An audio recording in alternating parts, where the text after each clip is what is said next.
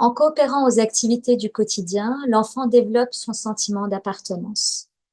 Alors en Occident, nous avons eu cette tradition de séparation entre le monde des enfants et le monde des adultes, ce qui a été bien sûr une bonne chose pour préserver les enfants de certains abus, mais aussi pour lutter contre le travail des mineurs. Mais je pense que cela a été un peu trop loin, puisqu'on a vraiment séparé complètement le monde des adultes du monde des enfants, où les adultes ont relégué les activités du quotidien aux adultes pour disposer les enfants aux activités seulement scolaires. Ce qui a fait, cela a pu avoir plusieurs conséquences, dont la première, le manque de coopération entre les adultes et les enfants, et notamment dans les tâches quotidiennes.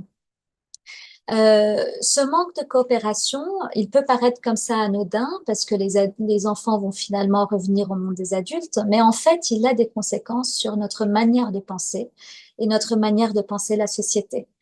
Parce que si les enfants, si très tôt, même les bébés, les enfants ne sont pas habitués à coopérer, que ça soit avec les adultes dans les tâches du quotidien ou avec les autres enfants,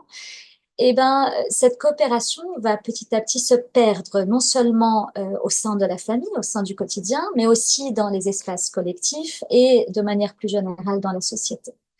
Et en fait, cela, on le voit très nettement lorsqu'on compare nos sociétés où des enfants qui sont dans une tâche de coopération, à qui on donne une tâche de coopération, les enfants occidentaux et les enfants d'autres cultures qui n'ont pas perdu cette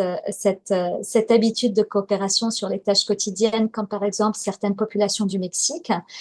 où les enfants participent activement et sans qu'il ne soit demandé, c'est juste qu'il y a une attente sociale à ce que les enfants participent activement aux activités quotidiennes. On voit que dans une tâche de coopération, ces enfants-là sont beaucoup plus efficaces en fait. Ils vont réfléchir comme un seul cerveau avec plusieurs mains par rapport à des enfants occidentaux qui n'ont pas l'habitude de coopérer et donc qui vont,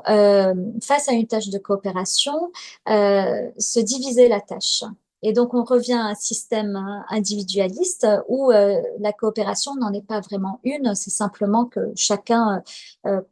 prend une partie de la tâche et puis on remet tout ensemble, ce qui n'aboutit pas du tout au même résultat. Donc, en fait,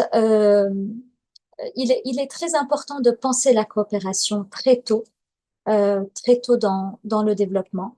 Et la coopération commence par faire participer les enfants dans les activités du quotidien, que ce soit dans les tâches quotidiennes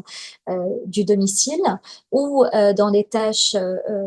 quotidiennes du lieu de collectivité euh, ou dans les jeux où on peut développer une créativité importante pour que